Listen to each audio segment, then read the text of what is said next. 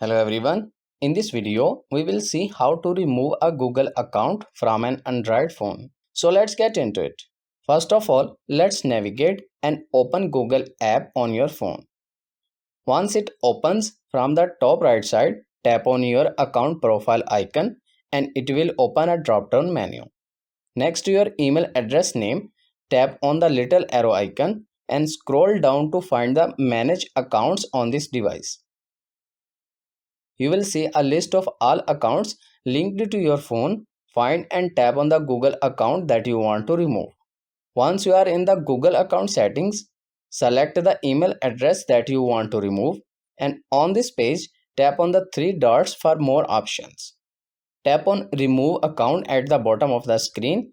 Confirm your choice by tapping Remove Account again. Keep in mind that you will no longer have access to its associated services like Gmail, Google Drive, Google Play on this device. You may need to enter your device's PIN, pattern, or password to complete the process, and the Google account will remove from your Android phone. And that's it. I hope this video is helpful for you. For more information, please subscribe our YouTube channel and thank you for watching.